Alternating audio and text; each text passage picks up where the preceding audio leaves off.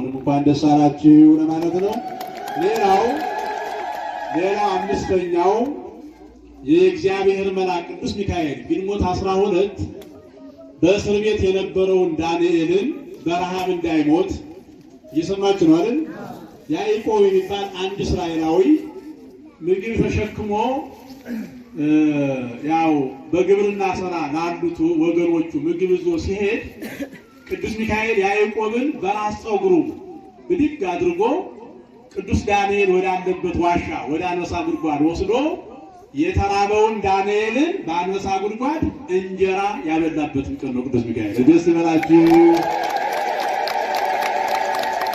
እንጀራ ያነሰባችሁን ቅዱስ ሚካኤል እንጀራችሁን ያብዛላችሁ።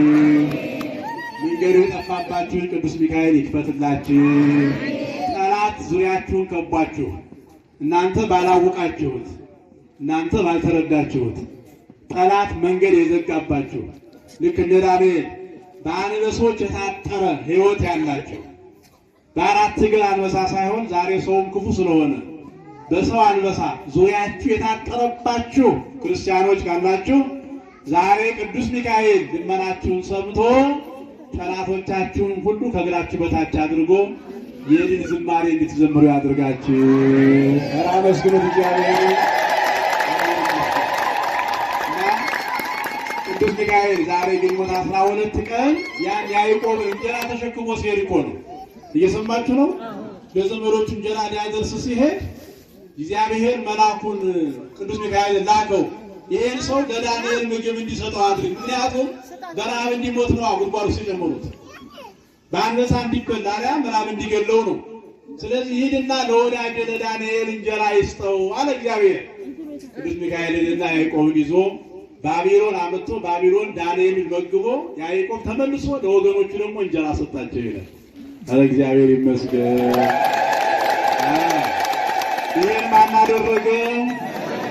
ይሄን ማን አደረገ? ሰላም የእንጀራ ገመዳችሁ ለመጠስ የፈለገውን ቢያስርም እግዚአብሔር አብሯችሁ ካለ ጠላት ያሰረ ወጥመድ እየተሰበረ እንጀራችሁ ይበዛል፣ ዋዳችሁ ይባረክ። የሰይጣንን አሰራር እግዚአብሔር ይጣልላችሁ። እነዚህን ሁሉ በዓላቶች የምናከብርበት ዕለት ነው። ከትንሣኤው ጎን ለጎን ዋናው በዓላችን ግን አሁን በዚህ ሳምንት እስከ 50ኛው ቀን ድረስ እስከ 40ኛው ቀን ድረስ ትንሣኤው እስከ 50ኛው ቀን ድረስ ደግሞ ምን ነው አልኳችሁ?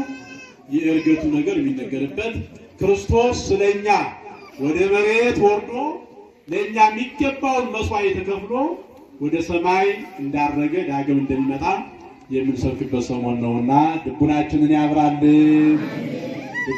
ያብራልን። ልብ ብላችሁ አመስግኑ። ሌላ ሁለተኛው መልእክቴ እንግዲህ ዛሬ ይህን በዓል ስናከብር ቤተክርስቲያናችን ከተመሰረተ 10 ቀን ዋዜማው የሚካኤል ዋዜማ እንደተቆመ የንቡ መንጋ መጥቶ መቅደሱ ላይ ገባ ይላሉ። አመስግኑት። የሚገርማችሁ ለ17 ዓመት ሙሉ ዕጣን እየታጠነ ካህናቱ እያገለገሉ አሁንም ያ መጀመሪያ የገባው ንብ ያለው መቅደስ ውስጥ ነውና እንኳን ደስ አላችሁ። ለዚህ አመጣ እንግዲህ በየጊዜው በተለይ ዳር 12 እና ሰኔ 12 በስፋት እናንተ የምናድለው የማረምነት ከየትም መጥቶ ሳይሆን ከዚህ መቅደስ የሚቆረጥ ነው። እንደው ለእምነት ምናልባት አዲስ የመጣችሁ ካላችሁ ይህን የማታው ካላችሁ በምስራቅ በኩል እንዴት እንደሚወጣ ከመቅደስ ይዩት። ያው ወደዚህ መውጣት ስለማይቻል ወደዚያ ነው የሚወጣው። ግን በዚያ በአይነ ብልጥ ወጥቶ ሰው በሚገባበት ገብቶ እንደገና ነው መቅደስ የሚመጣው ነው። አይገርማችሁም? አዎ በጣም የሚገርም እግዚአብሔር በእኛ ዘመን ምልክት የሰጠበት ትልቅ ቦታ ከካንሰር፣ ከኩላሊት፣ ከተለያየ ችግር፣ ከሰዎች ከተለያየ በሽታ ሰው ሐኪም ቤት ሄደው አንችልም ያሏቸው ሁሉ የተፈወሱበት እግዚአብሔር የባረከው ከመቅደሱ በሚቆረጠው ማር ነውና ይሄን ያደረገ ማን ይመስገን? አይዟችሁ አትርከሙ። ይሄን ያደረገ ማን ይመስገን? አመስግኑት እግዚአብሔር። ስለዚህ ያው እንደምታውቁት በሰፊው የማሩን እምነት የምንሰጠው የዛሬ ወር ሰኔ 12 ቀን ነው እና ኅዳር በሰፊው ነው የምንሰጥ። እምነቱን ግን በየጊዜው ታመው ለሚመጡ ሰዎች ዕቃ ቤት አስቀምጠን ትንሽ ትንሽ እንሰጣለን ለምልክት ትንሽ ትንሽ እንዳያልቅብን። ዛሬ ከሰኔ ሚካኤሉ ቀንሰው 1-2 እንጀራ ማር ቆርጠው ካህናቱ ትናንት ወለት ያው ጥቁር ማር ነው የምታዩት። ጥቁር በጣም የተለየ ማር ነው። ንቡም ራሱ የተለየ ነው፣ ጥቁር ነው። እና ይሄ የምታዩትን ቆርጠው አምጥተውልናል። ፎቶ አንሱታ ፎቶ ሌላ ከምታየው ቲክቶክ ከምታየው ይሄን አንሱ። እሺ ከፍ አድርገው ከፍ አድርገው ስለፈታርግና ፎቶ አንሱት። ይሄን ቪዲዮ ለዓለም ማስተዋወቅ ይሄንን ነው። ዝም ብሎ ምናምን ትሆን ከማስተዋወቅ ወይች ማለት አያቱት ይሄ ወለላማ ሙሉ ጥቁር እንደምታዩት ማለት ማን ይመስገን? ኧረ ድምፃችሁ አይሰማ። ማን ይመስገን? እግዚአብሔር ይመስገን። ምን ብላችሁ አመስግኑት። አያችሁት አይደል? ማየት ማመን ነው።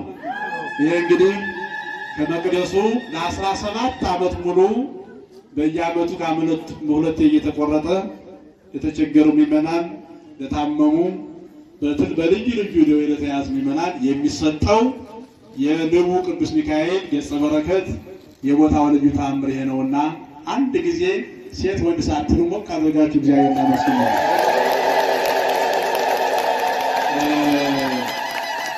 እንግዲህ ያው ይሁን አዘጋጁና ዲያቆናት ተዘጋጅተዋል። ይህንን በጸበል ያደርጉና በጸበል ለውሱ አገናኝተው ትንሽ ትንሽ ግማሽ ሊትር ከዚያ የሚያነሰው ቢሆን ይዛችሁ ትሄዳላችሁ ማለት ነው። ደስ አላላችሁም? ደስ አላላችሁም? ደስ ያለው ይዘምራ ያመስግን። እግዚአብሔር የተመሰገነ ይሁን። አሁን ስለ ሕንፃው መልእክት ነግራችሁና ትንሽ ቃል ገብታችሁልኝ አንድ 10 ደቂቃ ነው የምፈልገው። ከዚያ በላይ አላቆማችሁም። 10 ደቂቃ ብቻ ጊዜ ሰጡኝና ስለት ያልተነገረላችሁ ምናልባት አሁን እየመጣችሁ እግዚአብሔር ታምር የቅዱስ ሚካኤል ምልጃ ይነገርላችሁ። ሌላው እንዲማርበት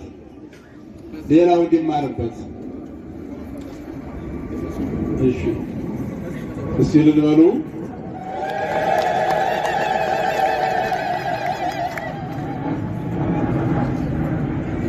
ባርጋችሁ እንደው እግዚአብሔርን አመስግኑት። በእውነት የእሳቸው ምስክርነት አትሄዱ።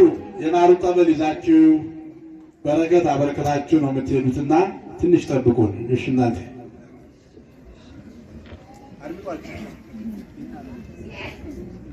አድኖኝ በሩ ላይ ያደረሰን ሚካኤል ክብር ምስጋና ለእሱ ይሁን።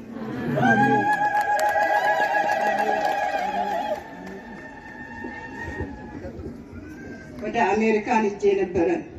ልጄ ወስዳን ጡቴን ታመምኩኝ። እሷ አራስ ናት ተኝታለች። መናገር አቃተኝ። ያመመኝ ነው፣ በጣም ያመኛል። ከስር ይፈሳል፣ ከላይ ያጣል። መናገር ፈራሁኝ። ተኝታለች። ወልዳ አሁን ቴሌቪዥን ፊት ቁጭ ሚካኤል መጣ። ስዕሉን አየሁት። አሁን እንዳሁኑ ትምህርት ይሰጣሉ። ንቡ ሚካኤል ማሩን ወደ አሜሪካ ልከን ባልና ሚስት ካንሰር ድነው ምስክርነት አመጡ። ያልወለደች ሴት ደግሞ የ50 ዓመት ሴት ናት። ለእሷም ተልኮ ልጁን ይዛ መጣ ምስክርነት ሰጠችው ብሎ ሲናገሩ ሰማሁኝ። እኔ ዘመድ የለኝም፣ መድኃኒትህን የማመጣልኝ የለኝም። አንተ በክንፍህ አምጥተህ ንቡ ሚካኤል በክንፍህ አምጥተህ ካዳንከኝ ሕዝቡ ውስጥ ቆሜ ምስክርነትህን እናገራለሁ ብዬ ተሳልኩኝ። ሌሊቱን ተኝቼ አደርኩ። ከዳንኩኝ በኋላ ነገርኳት። ወደ ምርመራ ወሰደችኝ። ምንም የላትም ደህና ናት አሉ።